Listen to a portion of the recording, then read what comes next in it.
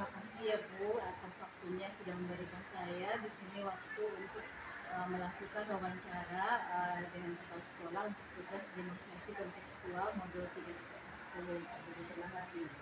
Ya, di sini saya mau mengajukan beberapa pertanyaan ya Bu. Yang pertama di sini, selama ini bagaimana Ibu dapat mengidentifikasi kasus-kasus yang merupakan dilema etika atau bujukan bapak? Selama ini cara saya mengidentifikasi itu apakah itu bukan moral atau etika. Kalau di etika udah jelas ya bahwa dua kasus ini benar lawan benar.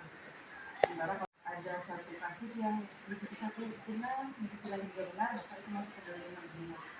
Kalau yang satunya salah, satunya benar, itu masuk ke dalam. Kemudian yang kedua di sini, selama ini bagaimana Ibu menjalankan pengambilan keputusan di sekolah Ibu, terutama untuk kasus-kasus di mana ada dua kepentingan yang sama-sama benar atau sama-sama mengandung nilai kewajiban. Selama ini kalau terjadi kasus seperti itu, saya akan kita juga pernah belajar juga di program kerja bahwa ada 9 langkah pengujian. Nah, kemudian setelah lakukan langkah pengujian dan mantap kalau ini yang paling benar, maka saya ambil keputusan mana yang tak benar.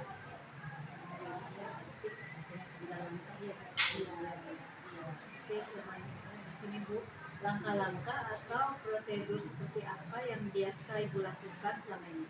Langkah-langkah yang sudah dilakukan itu pertama kali kami mengidentifikasi benar-benar, kemudian melakukan apakah melawan hukum, kemudian saya akan melihat juga yang 9 langkah tadi, melihat apakah bagaimana figur yang saya idolakan. Misalnya kalau seandainya misalnya sama-sama kepala sekolah, kalau ibu ini gimana sih kalau dia mengambil keputusan itu, atau bapak yang sebelumnya bertugas di sini bagaimana mengambil keputusan itu.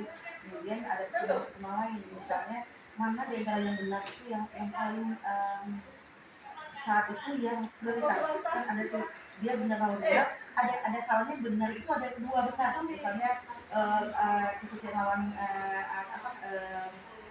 jangka panjang yang pendek individu kelompok itu kan kadang-kadang ada satu kasus itu dua dalamnya. Jadi mana yang saya bisa pelajari, kemudian saya pahami kasus tersebut dan akan memutuskan berdasarkan prioritas dan nilai-nilai kemanusiaannya juga, nilai-nilai kebajikannya juga. Jadi berdasarkan skala prioritas yang Iya. nilai kewajiban. Selanjutnya di sini adalah hal-hal apa saja yang selama ini merupakan tantangan dalam pengambilan keputusan yang harus di sini yang keputusan pada kasus-kasus di lingkungan kita. Tantangannya itu sangat jelas ya, tantangan ketika kita memutuskan kedua-duanya sama benar. Kalau jelas yang satu salah yang satu benar, itu udah pasti akan mengambil yang benar. Tapi kalau dua-duanya benar, itu suatu keputusan yang agak sulit karena ini di sisi lain benar, di sisi lain juga benar. Contohnya misalnya ada guru yang dia punya jam mengajar pada hari itu, namun dia juga orang tuanya masuk rumah sakit sehingga tidak bisa menunaikan kewajiban dia. Nah, itu harus kemudian apakah yang mana pun jadi prioritas gitu. Jadi di saat itu harus betul-betul bisa dipertimbangkan. Kalau seandainya menurut saya karena ini orang tua boleh saya izinkan, tetapi kalau kondisikan kelas bisa digantikan atau ditinggalkan tugas kepada siswa sehingga siswa dapat belajar mandiri. Nah, hal itu sebenarnya itu menjadi tantangan kita bagaimana mengambil keputusan yang sama-sama benar gitu. Keputusan yang sama benar. Iya, berarti keputusan yang apa ya yang berat di sini duduk tantangannya di sini, tapi tetap aja mana yang dirasa paling benar. Iya. Oke, selanjutnya di sini apakah Ibu memiliki sebuah tata kelola atau jadwal tertentu dalam sebuah penyelesaian kasus di lima etika? Apakah dalam penyelesaian kasus di sini di tempat atau memiliki sebuah jadwal untuk menyelesaikan itu? Kalau untuk kasus kelima kita mungkin kita kan nggak tahu kapan kasus itu terjadi. Tentu nggak ada penjadwalan khusus atau tata kelola yang khusus kan.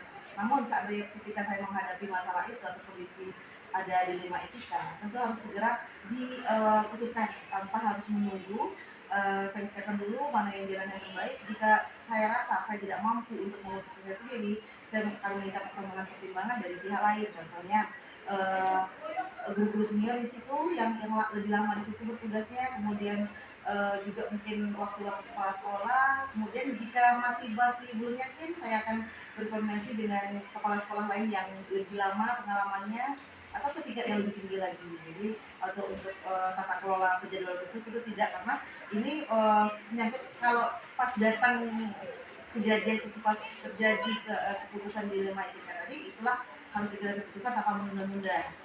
Berarti sesuai momennya berarti Iya. untuk ada jadwal Iya. khusus ya. Selanjutnya nih Bu, adakah seseorang atau faktor apa yang selama ini mempermudah atau membantu Ibu dalam mengambil keputusan? Yang mempermudah ya itu tadi yang 9 langkah tadi, 9 langkah tadi itu sangat mempermudah melakukan langkah-langkahnya dalam pengambilan keputusan.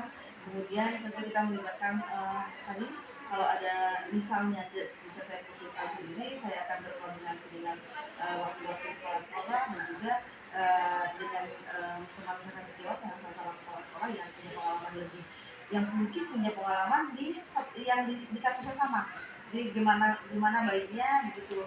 Kemudian nanti mungkin kalau nggak masih galau juga, mungkin koordinasi dengan Capdim gitu yang lebih tinggi, bagaimana sebaiknya saya menangani kasus yang seperti itu. Nah, ini yang terakhir nih Bu, dari semua hal yang telah Ibu sampaikan tadi, pembelajaran apa yang dapat Ibu petik dari pengalaman Ibu dalam mengambil keputusan? Ya, dalam mengambil keputusan, apalagi yang nanti dilema etika, itu tidak boleh sembarangan. Kita harus betul-betul mempertimbangkan mana keputusan yang harus kita ambil yang lebih banyak benarnya gitu, yang mana di sana juga mungkin menambahkan untuk kemanusiaannya, prioritas sesuai dengan situasi dan kondisi pada saat itu gitu, mana yang lebih tepatnya gitu. Jadi membuat keputusan tidak boleh gegabah. Kalau memang rasanya keputusan itu tidak bisa diambil sendiri, kita boleh mengajak atau berkoordinasi dengan pihak lain yang relevan dengan pengambilan keputusan kita.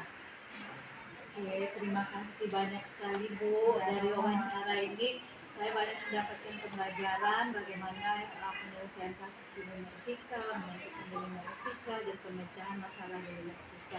Terima kasih Bu. Sama-sama. Assalamualaikum warahmatullahi wabarakatuh. Waalaikumsalam warahmatullahi wabarakatuh.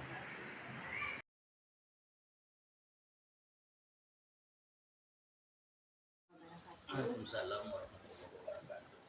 Selamat pagi Pak. Selamat pagi semuanya. Bagaimana kabarnya pagi ini Baik, Pak? baik. Alhamdulillah. Jadi ini saya ada tugas wawancara untuk demonstrasi kontekstual modul 3.1 Ya, yang harus didampingi oleh kepala sekolah. ya. Ini saya banyak bertanya ini Pak, boleh Pak ya?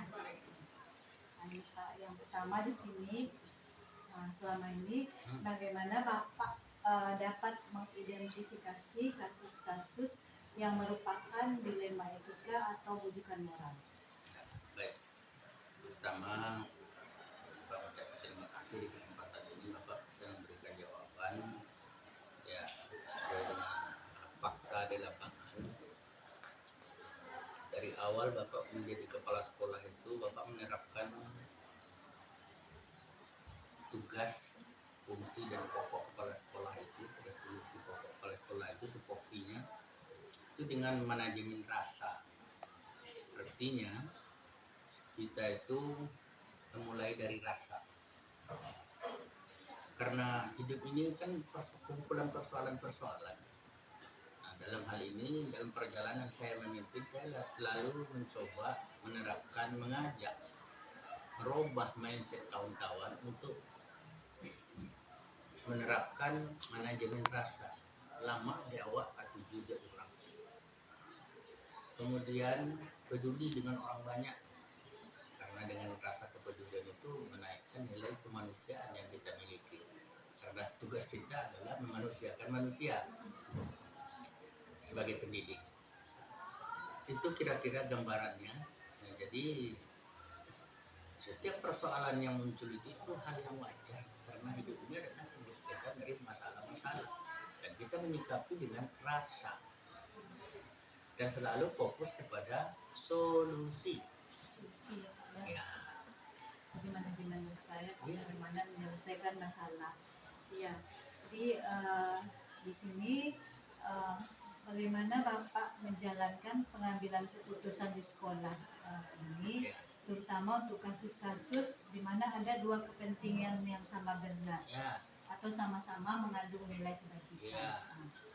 Jadi yang jelas di sini tentu kita semua kedua persoalan ini sama-sama benar, sama-sama perlu, tapi kita lebih menekankan kepada skala prioritas. Ya. Jadi dalam mengambil sebuah keputusan itu saya selalu mencoba melatih bagaimana literasi finansial misalnya, keuangan, literasi budaya, dan literasi teknologi digital dan lain sebagainya. Jadi dalam mengambil sebuah keputusan, saya tidak mau membuat angka mati. Artinya keputusan itu kita ambil dengan sebijak mungkin, ya, tidak merugikan kedua belah pihak. Kalau ada persoalan, kemudian selalu kita utamakan musyawarah. Ya, itu kunci. Jadi skala prioritas Iya. dan musyawarah yang paling penting kebersamaan di sini Iya. yang selanjutnya Pak, di sini langkah-langkah atau prosedur seperti apa yang biasanya Bapak lakukan? Menurut Albert Einstein itu ada 5 langkah. Kalau muncul persoalan katanya, jangan berharap di saat itu juga akan bisa diselesaikan. Karena kadarnya persoalan hidup kita ini bermacam-macam.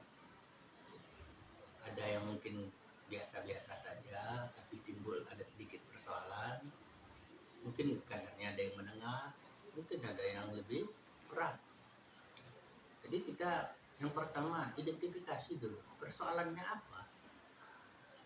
Itu langkah pertama.